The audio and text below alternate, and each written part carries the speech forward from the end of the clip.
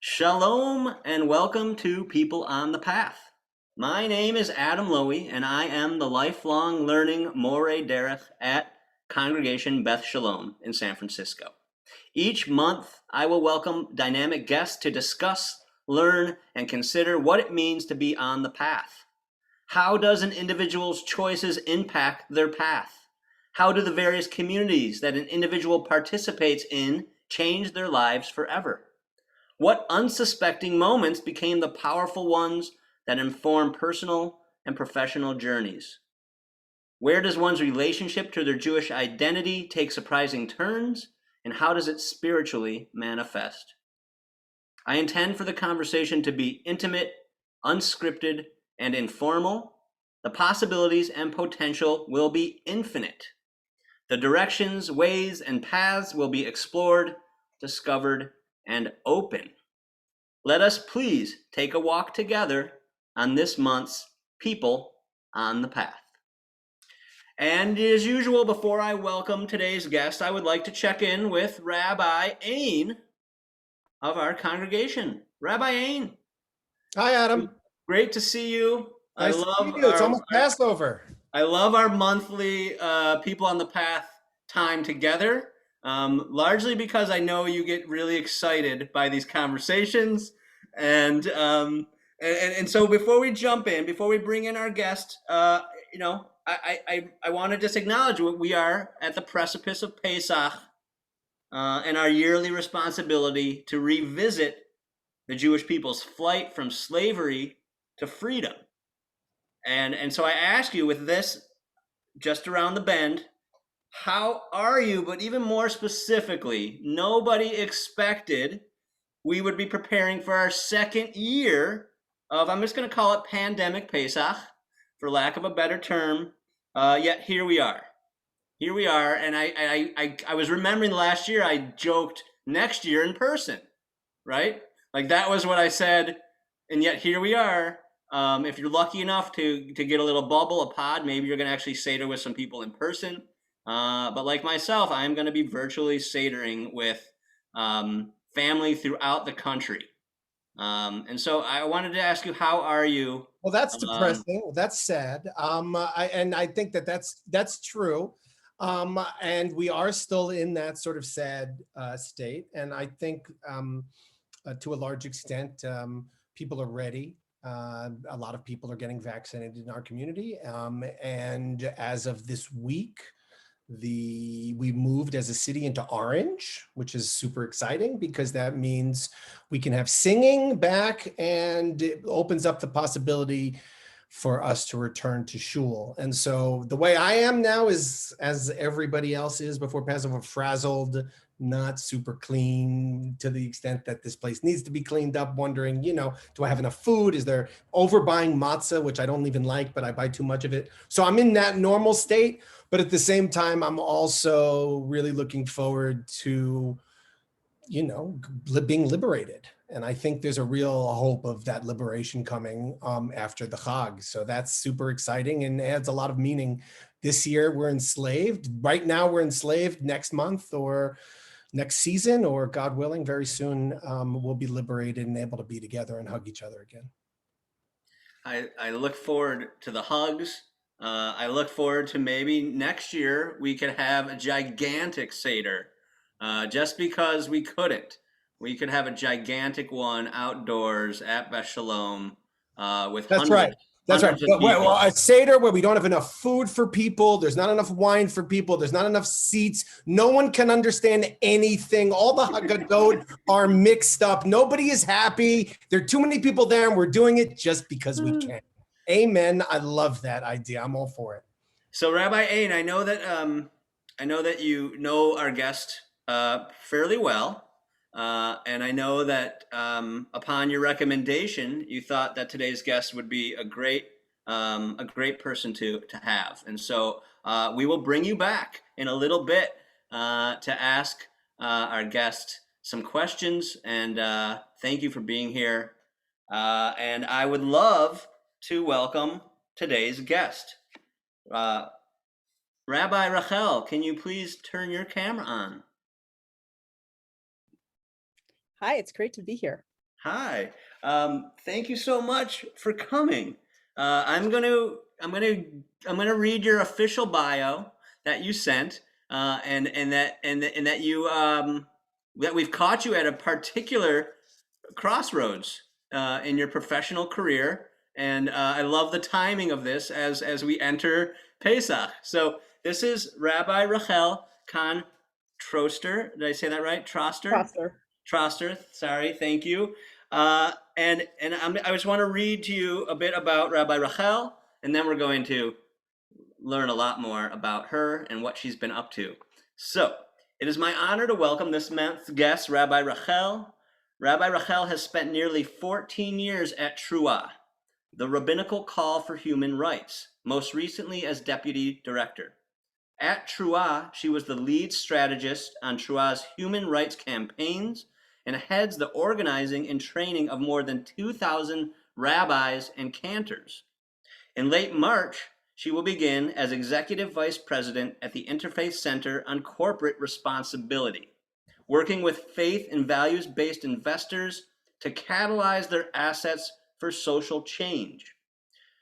Rabbi Rachel was ordained in 2008 from the Jewish Theological Seminary, and that's how she knows Rabbi Aaron, where she was a student activist and leader. She is a noted speaker and writer on Judaism and human rights. She first came to Trua in 2007 to organize against US-sponsored torture and the war on terror. Since then, she has initiated campaigns against human trafficking and forced labor, to end solitary confinement, to fight against mass incarceration, and for human rights in the occupied Palestinian territories. Rabbi Rachel is the original #Tomato Rabbi, spearheading Trua's critical partnership with the coalition of Immokalee workers in Florida. You can correct me if I said that wrong. Immokalee. It's Immokalee. It rhymes with broccoli. Okay, perfect. It's like near Naples and Fort Myers. It's not near the Jewish ancestral homeland on the east coast of Florida.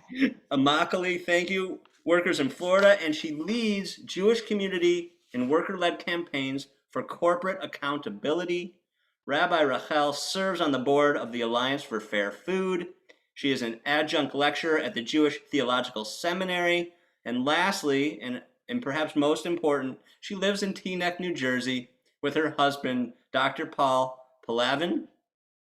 We're very hard to pronounce in our family. And their daughters, Leora and Eliza. Rabbi Rachel, welcome to People on the Path.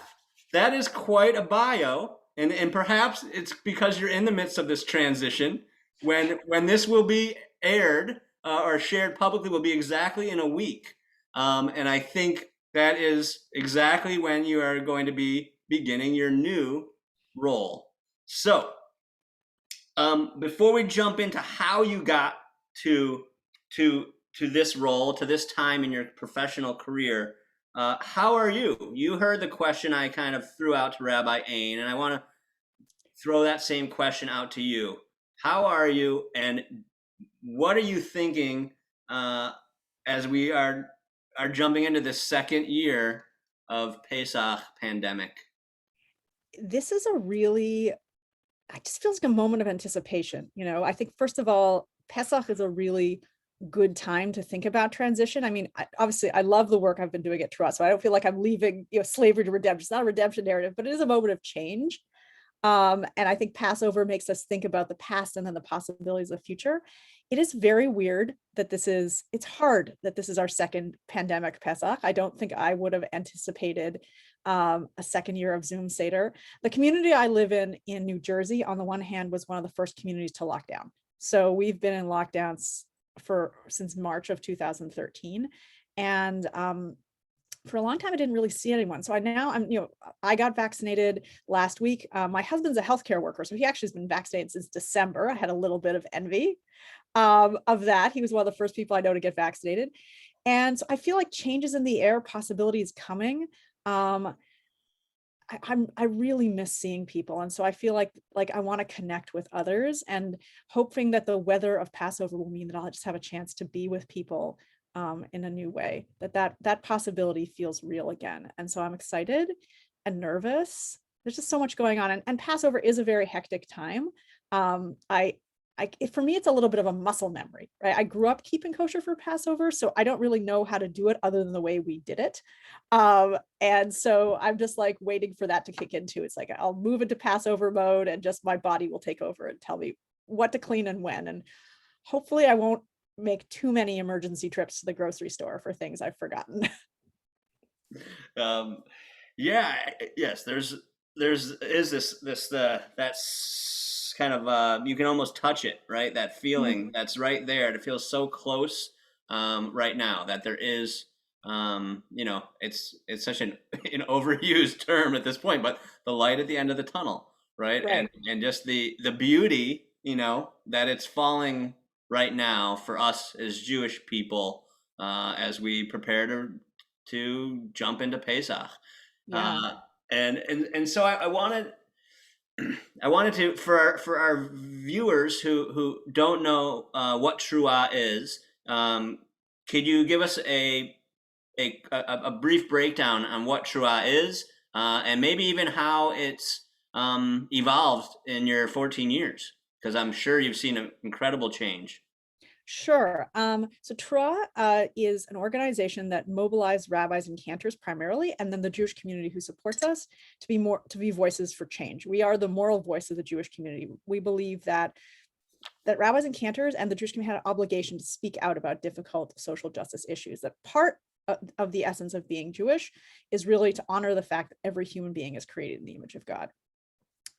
That's a really difficult thing to actually live out. I think as Americans, we tend to think that human rights are something you aspire to, right? If you do all the right things, you get human rights, but actually human rights are the floor for human interaction. Everybody deserves human rights. People who do good things, people who do bad things, and to fight for a world where everybody's human rights are actualized through a Jewish lens, to be part of a Jewish voice calling for change. Trust, as you said, has changed a lot since I started there. We're a bigger organization. We've taken on a lot more issues. I think more of the Jewish community sees social justice and the call for human rights as a core part of their Jewish identity. And I've had the chance to meet also a lot of Jews who want to know that the Jewish community is present in the movements they care about. So they care about issues like Black Lives Matter because it's just part of who they are as good human beings. But it also matters to them that the Jewish community is showing up. Whether I think we've really been a sort of light to Jews who may feel like a little bit less affiliated because the Jewish community is not speaking to the issues they care about. And we are telling rabbis and cantors that part of their job is to speak out. Obviously, the biggest change for us was the election of Donald Trump, where we moved into kind of a mode of resistance, just that the Jewish community had the obligation to speak out against the injustices of the past 4 years. Our motto became resisting tyrants since Pharaoh, to say that the Jewish community had always spoken up against those who really created existential crisis for who we are. The modern Amalek. Yeah, so we're a much bigger organization. When I started, we were 3.5 staff. I'm leaving the organization under the leadership of Rabbi Joel Jacobs with, I think we're 16 or 17 staff. So I think that also really speaks to the fact that the Jewish community continues to be really engaged in these issues and wanting to know that the clergy are speaking out on the issues that matter. Is it safe to assume that your next step professionally with the Interfaith Center on corporate responsibility is even larger than the work that you were doing in Trua? I mean, only in the sense that because it's interfaith, it's not specifically a Jewish component to it. I mean, there's Jewish component, but when I hear interfaith, I assume that this is addressing kind of the justice work that both faiths or many faiths should be considering. I'm really excited, and ICCR is an organization I've worked alongside for probably 10 to 15 years. And you're right, it's a chance to work with a faith community beyond just the Jewish community. ICCR was founded in 1971 to fight apartheid in South Africa, and they started off as the pension funds of the Reform movement, and also all the major Christian denominations and priests and nuns and monks who wanted to not just fight politically against apartheid, but also wanted to use their assets to pressure the corporations to divest from supporting South Africa, supporting apartheid in South Africa. So this is a real chance to be part of a different kind of community of faith and values-based investors, people who are using a different form of power, and seeing a real part of their legacy being in community with people of different faiths. I was just in touch with a reverend friend of mine who was a mentor. He was the founding executive director of the National Religious Campaign Against Torture, and he retired a number of years ago. But he was at the National Council of Churches when ICCR was founded, which I had forgotten. And he said to me that he thinks that ICCR is the strongest interfaith organization that he knows of. So, we're really stepping into a real legacy. The team there is amazing. So it's exciting for me also because, when I started at Trua, it was very, there were starting to be a number of us as rabbis who were working for justice organizations. And it wasn't really clear to me, what would come next. But after being at Trua for 14 years and getting a chance to dive into the human rights work I care about, the fact that this is my next step is really exciting. That's amazing. And I'm sure you're entirely dialed into this, but I feel like in general, our country has heightened senses to all this type of conversation in a way that probably was not the case 5 years ago. Certainly wasn't the case 15 years ago when Trua was getting started. And so yeah, this is quite a time to take on this role, and it's really exciting. And so People on the Path is certainly a space for us to recognize the work and talk about the work that you're doing today.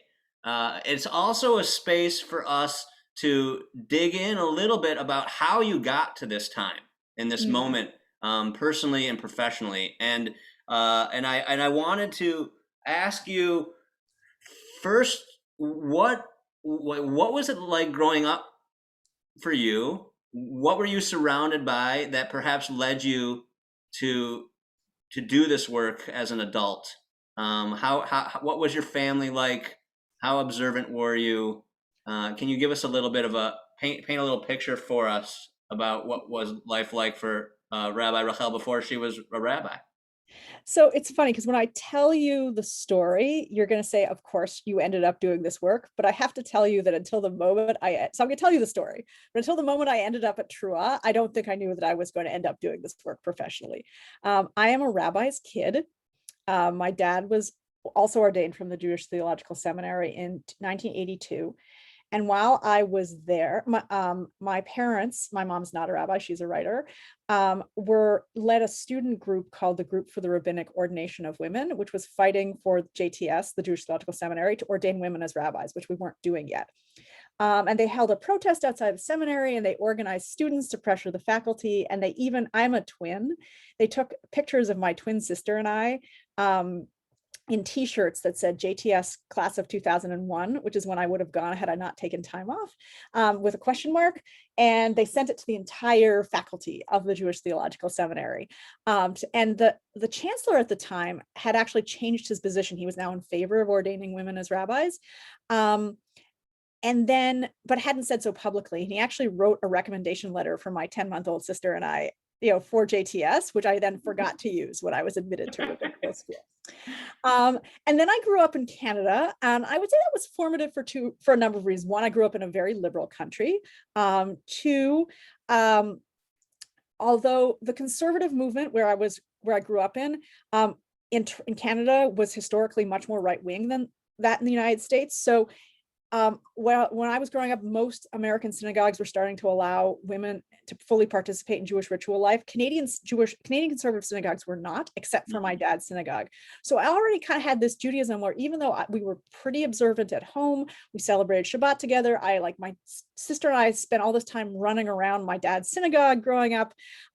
We were still kind of outsiders within our Judaism because we had a feminist Judaism that other people around us didn't share.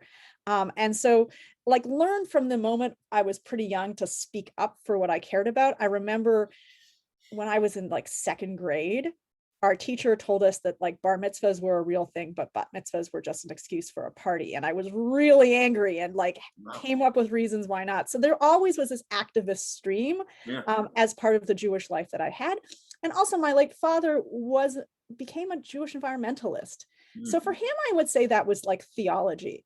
Like he was a theologian. He thought deeply about those things.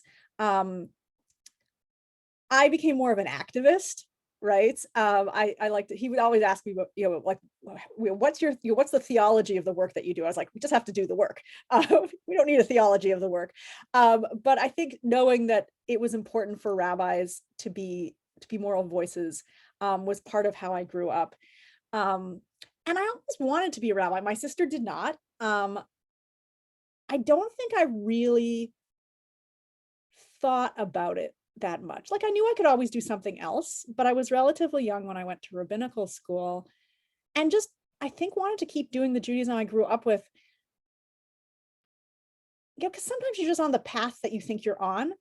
And what was really great for me was the morning after I was ordained as a rabbi, I realized like, oh, I was 28 and I was like, I have 40 years to figure things out for myself. And so I think it's only after I've become a rabbi that I've really had the chance to kind of experiment with the Judaism that I want, try new things, think about what things really mean for me, while just trying to provide a home for my children that like gives them a connection to Judaism, but makes them understand that it's a little bit more flexible and that I also want them to ask more questions. So clearly your father kind of planted the seed of justice, activism, speaking up. I mean, he was for something before his movement was for it, let's say, and not only for it, but spoke out about it. What part did your mother play in you, do you think, in kind of arriving to kind of this lifelong work for yourself? I think she was the reason we were feminists, and I know like really tried also in her own way to go against the grain in Toronto of trying to found like a Jewish feminist center and making sure that we understood that part of Judaism, because even though the Judaism we were growing with was egalitarian, it wasn't necessarily feminist in the same way. Like the service was pretty traditional.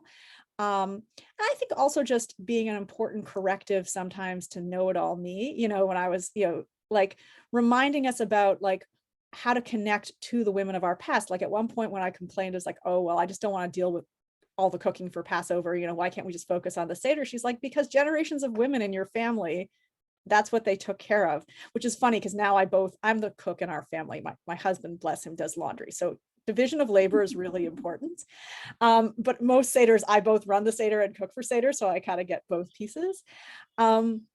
My mother's also a journalist. And so she taught me to ask good questions of people and just be interested in people, which I think, I don't know, they say that to be a really good organizer for justice, you also have to love people and be interested in people and want to learn from them. So I think that ability to ask people questions and get to know their stories comes from her too. I love that. The influence of both your parents. I can hear and just sense that you carry them with you daily in the work, and I wanted to just ask what was the ordination day like when that happened. Like, were both your parents there? Did your dad say anything about that photo from you in your t-shirt with your sister? I mean, like that's a major moment. It was a major moment. It was really happy for me. What we did so my older daughter, who's now 13, was, I guess, just shy of 6 months old when I was ordained. So we put her in the t-shirt, which we still have. I thought like having her wear my t-shirt was cute. If we'd made her own t-shirt that said like JTS, I don't know, class of 2033 or whatever, but that's kind of sick. Like you don't need to do that. Both me and Paul went into our dad's careers. So we've told the children they don't have to be doctors or rabbis. They could be circus clowns. I just thought it was such a happy day because I think it was really a celebration of the path that I had been on. And even though I have said that I didn't really know what else I would do, I did feel like I had chosen it freely. Like my mom at one point said to me, when I was an undergrad, right before I applied to rabbinical school, she said, you don't have to do this because you always said you would. And having her say that to me at that moment was really freeing, because I think I knew intellectually that I wouldn't disappoint people, but actually hearing that emotionally, that it was okay, that I didn't have to feel like I had to fill what was written on a t-shirt in 1980, was important. So that felt like a really important moment. And I think, my father passed away a couple of years ago, but I think one thing he and I managed to do really well was really carve out our own rabbinates where we didn't have to be each other. I didn't have to be him. There was a moment I think I'd been ordained for a few years when, because I just worked with so many rabbis and cantors through Trua, when people stopped asking me, was I his kid? And people started asking him, was he my father? And that was really, I think, a really great moment. But it's funny, I was going through old email from when I started at Trua in 2007, and one of the first emails was a friend of mine, someone who's now a friend and colleague, saying, "Can I ask, are you Larry Troster's kid?" So that was nice. I think I'm going to send it to this friend of mine and say, guess what? That's that's great. I wish I could see that moment, that day, and also like how wonderful for your mother to say that to you, right? To give you that freedom, really, to give you maybe whether you were thinking it or not, right? She gave you that space to make it to make it your own, which is inevitably what this is about, right? This is all about your path and your impact and your decisions.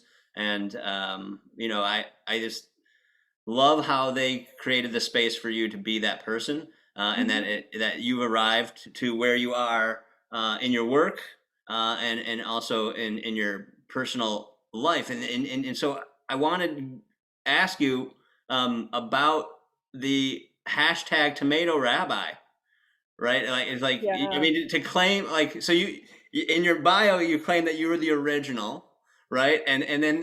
So of course I had to search up what did that mean, because I'm sorry, I didn't know what it was. And clearly, you're not the only one. When I searched, this is a lot of them at this point. So what is a hashtag tomato rabbi, and does it have a connection to the over 2,000 rabbis and cantors that you've trained? Absolutely. So as you mentioned earlier, Trua is the major Jewish ally of the Coalition of Immokalee Workers in Florida, or CIW. And we've started working with them 10 years ago. Out of our work on human trafficking, we have been working on human trafficking since 2008. And it was a very kind of like, not dry, but it was very just an educational campaign. And we really wanted to connect it to the lives of real people. And Rabbi Jill Jacobs, who's Trua's executive director, was just starting, and she had written an article about the coalition, and we just encountered them. We had met them at a conference, and she said, well, they're really making change in the Florida tomato industry. The Florida tomato industry, which you guys don't have this in California, but if you're east of the Mississippi, most of the tomatoes you eat in winter come from Florida, simply because Florida is hot in the winter. There's no soil in Florida. They have to like truck in soil and cover it with tarps and plant tomatoes in it. You guys have California tomatoes. So CIW was making change in the Florida tomato industry by basically holding the corporations at the top of the supply chain, responsible for human rights abuses and poverty at the bottom. And Florida had been called like ground zero for modern day slavery. Jill had just written an article about their campaign, which at the time was against Trader Joe's. And they really wanted to get the Jewish community involved because they'd had a lot of faith leaders involved, but just they hadn't had like an organized Jewish group. And Jill said, well, what would happen if we, took rabbis to Florida to actually see CIW and learn from them? And so we took our first delegation of tomato rabbis in the fall of 2011. We'd never been to Immokalee before. It's a town about 30 miles outside of Naples and Fort Myers. And we told these rabbis, like, I know it's crazy to travel right before the high holidays. We promise you'll get a great sermon out of it. And we did. We got to visit with the CIW. We got to learn from them about how they were making change in the fields. We got to really actually understand what it meant to be led, not just learn learn about human rights abuses from people affected, but to be led by them in solutions, which is really inspiring. We got to visit the farm of the first grower who signed an agreement with them to make changes in his farm, who was a Jewish man named John S. Forms. And looking back, also, we got to see the Florida tomato industry change in real time. So we then brought 11 delegations of tomato rabbis, more than 100 rabbis and cantors between 2011 and 2018, which was our last group before the pandemic. And they would learn about CIW, but CIW's campaign to get corporations to sign on as national. So they go home and they organize in their communities, and their Hebrew school students would send letters. And it was really a chance to see change happening for tens of thousands of farm workers. What we didn't know was when we first went on that first trip, where we really didn't know what we would find and the relationships we would build and the way it would change who we were as an organization, was that right as we got there, after years of fighting against the growers, this first grower and then the whole Florida tomato industry had agreed to changes on their farms. So we got to see conditions for workers change in real time. The way that simple things a lot of us take for granted, like the right to get paid while we're at work, right? So the tomato workers used to leave really early in the morning for the fields, but they wouldn't start getting paid till they started picking, because you can't pick tomatoes until the dew dries. So none of us would want to sit at our workplace not getting paid for hours. So under the Fair Food Program, for example, they put time clocks into the fields. And so now parents could leave later for the fields, and they wouldn't have to leave their kids at 3 a.m. with daycare before they went to work. They had the right to water and shade in the fields. So actually to see that change over the past decade has been really transformative. I think, a lot of the work I did on labor trafficking was focused on buying a better product, right? Okay, there used to be this website called Slavery Footprint, and you would find out how many slaves worked for you, and then you would think about how to buy a better product. And although I think that's important, making ethical consumption choices is important. None of us want to know that we're benefiting from human misery. We also have to be activists. And I think for me as a rabbi, it was really simple, right? It's the tomato worker who's created in the image of God and not the tomato, right? So my solution had to be about supporting the rights of the tomato worker and not just buying something that made me feel better. And so to be able to be part of that kind of campaign and to really, I just learned so much from CIW and from taking the tomato rabbi delegations. Plus, of course, getting to go to Florida in the winter never made me, a sad person. I would get off the plane in Fort Myers in February, and I think I could be working on the rights of Alaskan pipeline workers, but instead I'm in Florida right now, which is very nice. You're in the Bay Area, you don't have to deal with winter the way we do. No, I'm from Detroit, so I know exactly what you speak of. And I spent many winter in Florida with my grandparents, so Yep. I do know that feeling of when you arrive to the warmth of Florida from the Midwest and or Canada.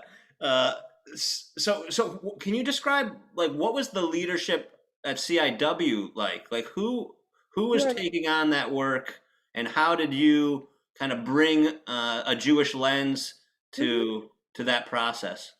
Great. So CIW is made up of farm workers who largely who came to the United States in the 1990s from Haiti, Guatemala, and Mexico. There are other populations as well, but that's CIW's primary population. And a number of them had been organizers in their home countries, and they bought a lot of their theories of organizing and of popular education to the Florida tomato fields. And so they began organizing themselves.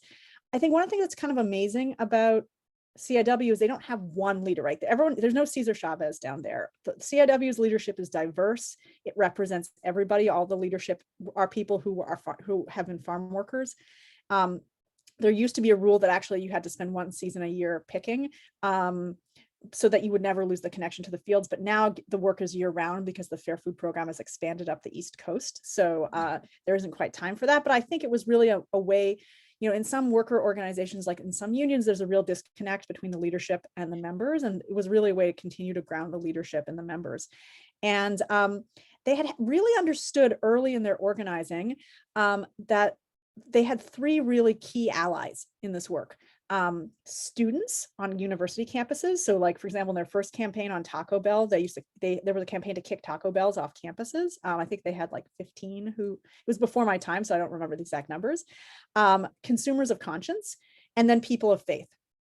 And for a long time, that was churches. I remember I was on a farm, and it wasn't just like advocacy, it was also real support. I remember I did part of a farm worker march in Florida. They were doing a 2-week march from Naples to Lakeland, Florida, which is the headquarters of the public supermarkets. And I went for like 2 days of the march. And one of the things that impressed me, in addition to just all of the people from all around the country who flew in, was the way that every night the local churches would like bring food to feed CIW and host people, and which we got a chance to do as a Jewish community. I was part of a fast outside of the major shareholder of Wendy's, which is our current target. We did a fast outside his New York City office for a week in March of 2018.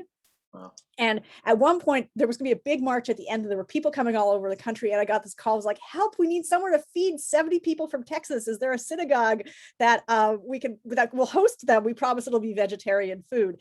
And I called another rabbi who had been a tomato rabbi with me, and I knew her synagogue might be able to do it. And lo and behold, they hosted all these allies and farm workers for lunch. So I think they were able, so anyways, to go back to your question, when we got involved in 2011, there had been very, very strong support from the faith community. And for whatever reason, there had never been a national Jewish organization that had been part of the campaign. So they saw real opportunity when they met us. So where, I said that we wanted to connect our work to the lives of real people. They saw an opportunity to bring in another faith group as supporters.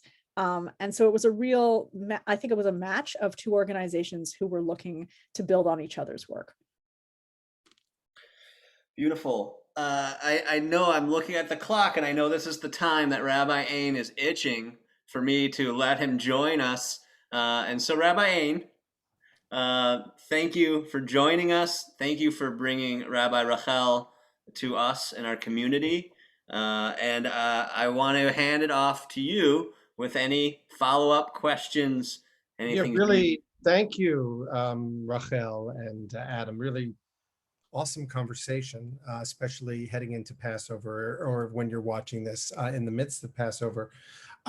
So speaking of Passover, so just so you know, Rachel, all of your time clock for cleaning and preparing for Pesach, you can't do that stuff in the Bay Area because the supermarket doesn't have anything you need. So I just want to heads up, it does change substantially from this coast to that coast, which brings me to first things first, which is the only place you can really get kosher meat in San Francisco is Trader Joe's. So is that a problem?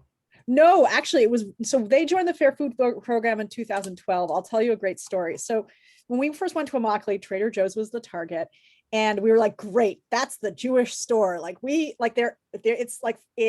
Our people shop there. It's in a lot of the country, it's the only place you could get kosher meat. We're on it. So we had a rabbinic letter. I think we had 125 rabbis sign a letter urging them to join the Fair Food Program, which then was hung up on a blown up version of it was hung up on the headquarters of Trader Joe's at a big rally in the fall of 2011. And then the security guard tore it down, leading to the headline, "You don't want to see, Trader Joe's shuts doors to rabbis and ministers." And then I took the second tomato rabbi delegation to Immokalee, and it was that week, the first Trader Joe's was going to open in Florida. This is 2012, on Immokalee Road. So we took the delegation, we hung we put the CIW's thing was a penny more per pound of tomatoes. So we made a mezuzah out of with the penny per pound. We put it up on the store. We said, which wasn't open yet, we said, "May this store open for justice." And we sounded the shofar. And then I get home to New Jersey, and the next day my phone starts blowing up. And I finally look at it, it says, "We won." I was like, "We won what?" And it turned out Trader Joe's had joined the Fair Food Program. And that was so exciting, first of all, to know that we had part of change. It was, the campaign had been going on for a while, but to be part of a victory. I also say, as a human rights activist, you don't always get to be part of change. And when you are part of change, that feeling of that you've made a difference, you live on that for a long time. And so we were really grateful to have been able to be part of that moment. Trader Joe's, there's 14 corporations that are part of the Fair Food Program, and Trader Joe's is one of them. So okay, well, that's good. We didn't have another option if that's the case. He's very slim here in San Francisco. Okay, I know Adam's got more questions. I know I normally take up 2 times. I only have 2 more questions, and they're really one question. And Rachel, I'm going to ask you a hard question. Okay. Okay, so my first question, and these are connected. My first question is, how does who is in the Oval Office impact your work? And, not only how you think about your work, but also people's response and donations to your work.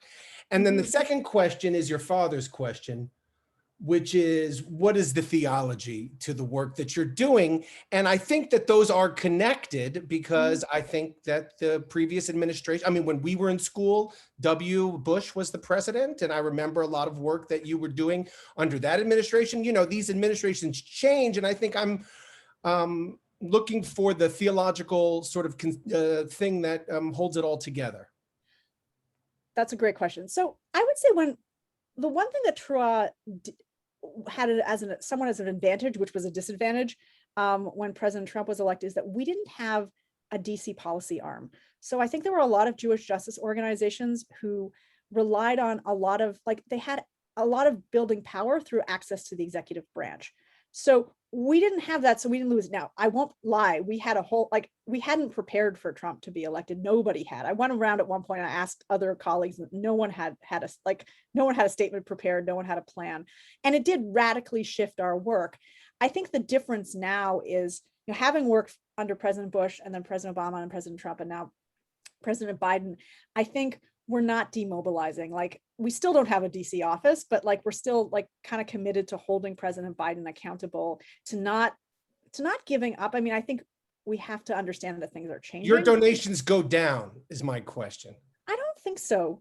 Because I think people want to, still want to hear that moral voice, and their understanding of how change in this world happens and the need for communities of faith. I think it's interesting that, as I'm sure you know very well, the largest group of young people's religion is spiritual, non-religious. But I found that those people want to see rabbi, even if it's not their faith anymore. It's important to them that they see that the faith voice out there is not just a right-wing faith voice. In terms of my theology, all right, I'm going to tell you what I've been saying, but I think right now it's getting a little bit more complicated for me. For a long time, I said that I could say three things with a straight face. I didn't know if there was a God.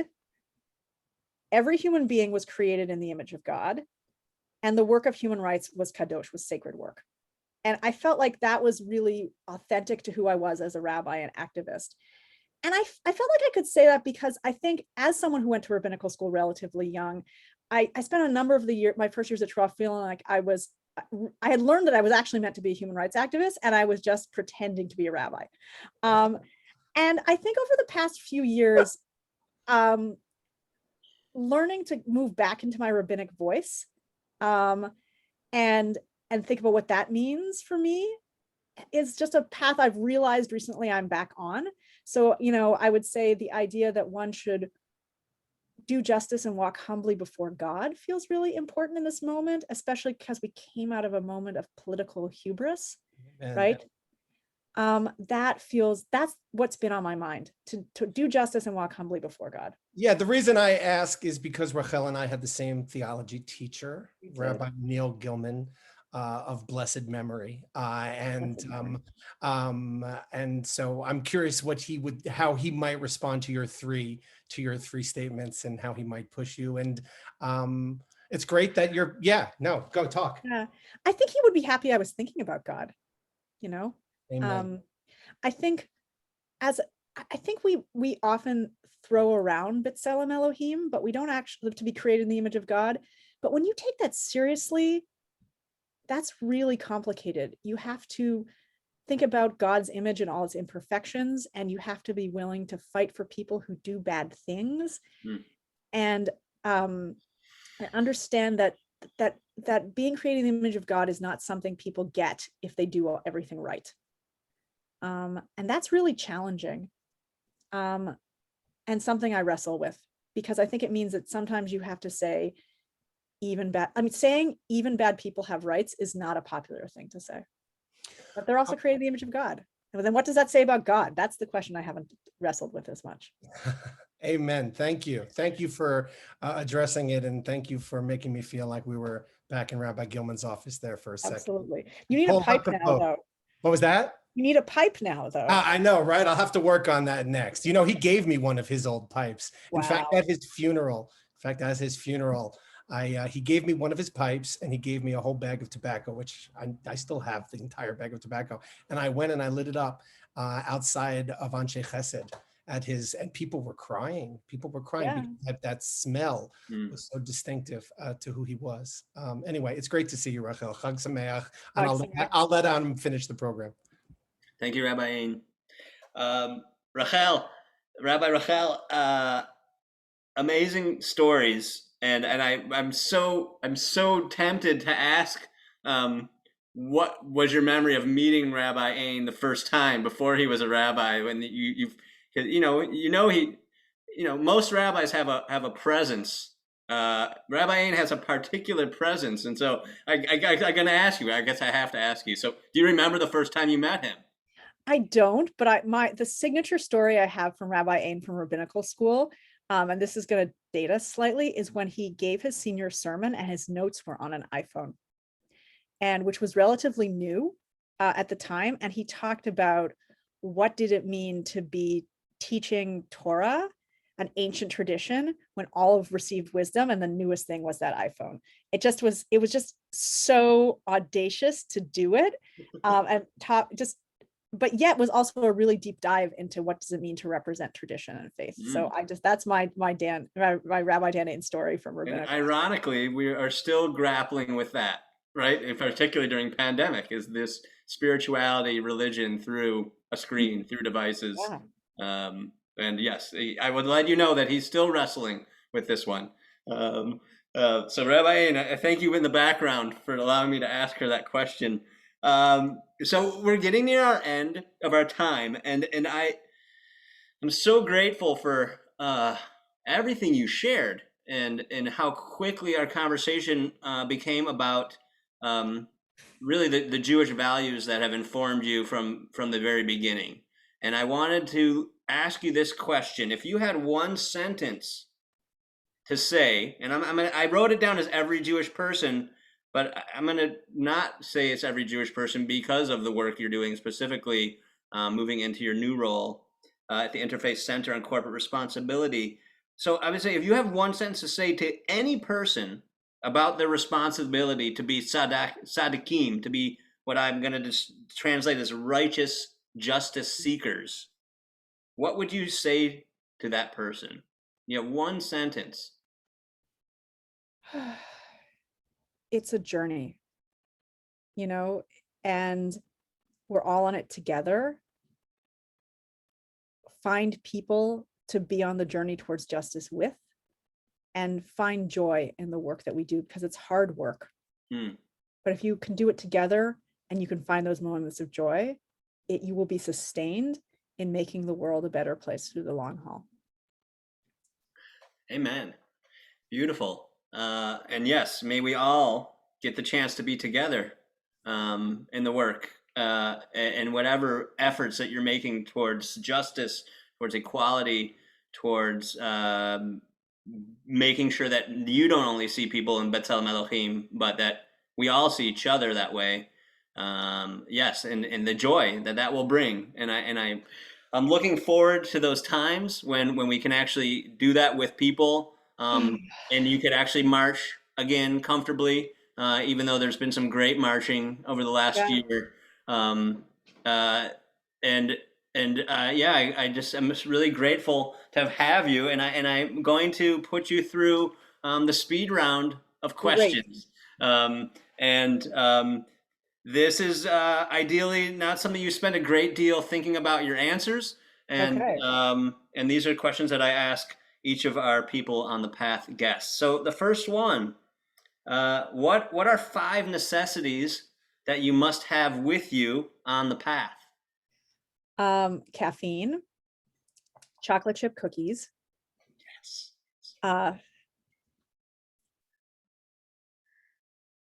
Something that keeps you sane. I run. People you love, and someone who can challenge you. Beautiful. I'm a big fan of many of those things. Yeah, those would be mostly of mine as well. The next one. What is your favorite Jewish holiday? Oh, it's a tie. Pesach is one of my favorite Jewish holidays, but I also like Sukkot a lot. I like the combination of having people over in normal times and doing something at home, but it just being like more. So I love putting up a sukkah. I am sure, losing my mind on Friday as I get ready for Seder, but I never, because I run Seder and I cook, I like never have time to really prepare a super creative Seder. So I'm doing it on the fly. And I love it. I just think it's a great story. I learned something new from Seder every single year. It changes because of who's there. Yeah, Passover and then also Sukkot. Excellent, thank you. And if you could walk the path with anybody, past, present, even a future version of somebody, who would you like to walk the path with?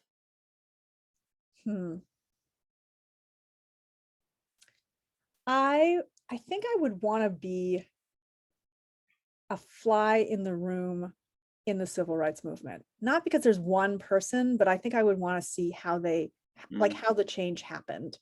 I think the civil rights movement, there were amazing people, but it was also a story of a movement. And I would love to see that what it meant to be in the room with all those great leaders as they figured out how to work together and make change. Thank you. And my last question, this doesn't have to be a speedy response because this is a doozy. What do you see ahead on your path? That's a really good question. I think for me, I am looking forward to this moment of reflecting. I'm obviously very excited about my new role. It's an organization I care about. I'm really excited to dive into the work. And I have been at Trua for a third of my life. Wow. So it's been very hard for me to separate what it means to be, in some ways, an adult, what it means to be a Jew, and what it means to be a rabbi from the amazing work we've done at Trua. And so I think I'm looking forward to, so by the time this airs, it will have happened. I'm looking forward to waking up, maybe it's next Friday, on Friday morning or next week, and have a chance to be like, okay, this is the next stage. So it's not clear to me what comes next, because I think I want a chance to just be able to look back and say, where did I go? And then I'll sort of know where I'm going. And I think this is a really good time to do that. I think one of the things I've been blessed with in the movement for justice is I've gotten to know really great people who then have become friends. And I think what I love about them, especially a lot of the women, is how many chapters their lives have. That if you haven't done everything by the time you name whatever age obsessed age you are, that you have a chance to do something else. I mean, and that there will not something else, something different, that the work will grow. So I'm now closing a chapter and I'm starting a new one. And all I can say for sure is that there will be more chapters. What a beautiful answer and way to bring our program to a close this time, because that is exactly what I'm trying to express to our community and to community around the world. And Rabbi Aaron is trying to bring that same notion that there's no definitive end and there's no definitive right or wrong way to go about your searching, your identity building, and the work you do as a person and as an occupation to make the world the place you want it to be, and also to inspire people's faith to guide them through some really big and important decisions. And so, Rabbi Rachel, I must say that the ICCR is blessed to be having you join them officially as an employee, even though I know you've been doing tons of work with them throughout. And I feel extremely grateful to you that you came on People on the Path, that you shared your story, and that you were able to paint a little bit of the picture of the work that you've been doing and the work that you will continue to do. And I hope that us as a congregation can stay connected to you in some of this work.